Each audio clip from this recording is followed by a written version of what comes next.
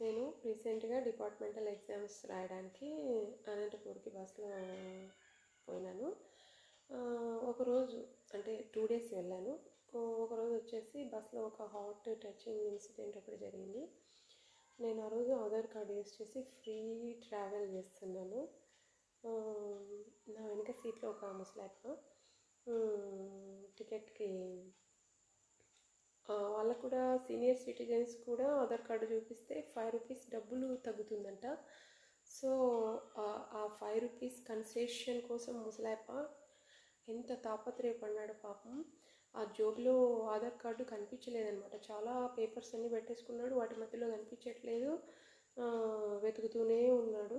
Conductor ఏమో విసుక్కుంటుంది, కానీ పెద్దయ్యప్ప మాత్రం పట్టు విడవట్లేదు. ఎందుకంటే పెద్దోళ్ళు కదా, వాళ్ళు డబ్బుని చాలా జాగ్రత్తగా ఖర్చు చేస్తారు. వాళ్ళకి ఎంత ఉన్నా కూడా డబ్బుని చాలా జాగ్రత్తగా ఖర్చు చేస్తారు పాతకాలపు మనుషులు. నిజంగా వాళ్ళ దగ్గర నుంచి నేర్చుకోవాల్సిన గొప్ప విషయం కూడా అదే. అట్లా ఆ పెద్దయ్యప్ప చాలాసేపు వెతికి ఫైనల్గా ఆధార్ కార్డు చూపించేసి టికెట్ తీసుకున్నాడు.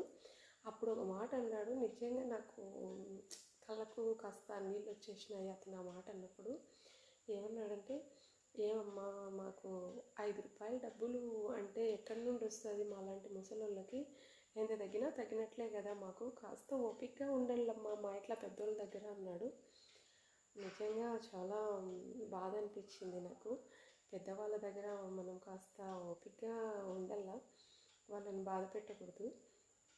సో మళ్ళీ నేను కండక్టర్ వెళ్ళిపోయిన తర్వాత నాకు ఫ్రీ ట్రావెల్ చేశాను కదా, ఆ సేవ్ అయిన అమౌంట్ 100 అండ్ అబోవ్ రూపీస్ ఎంతో సేవ్ అయింది ఒకసారి ట్రావెలింగ్కి.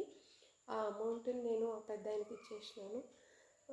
అయ్యో ఎందుకమ్మా నాకు ఇస్తున్నావు అన్నాడు. ఏం లేదు తాత, మా తాత అలా ఉన్నావు నువ్వు, నేను ఇది నీకు నా ఫ్రీ నాకు ఇది మిగిలింది అంటే ఫ్రీ ట్రావెల్ వలన, సో అది నీకు ఇస్తున్నాను అంతే, నేనేమి నీకు ఊరికి ఇవ్వట్లేదులే, తీసుకో నీ ఖర్చులకు వాడుకో అని చెప్పాను. పెద్దయ్యప్ప చాలా సంతోషపడిపోయినాడు.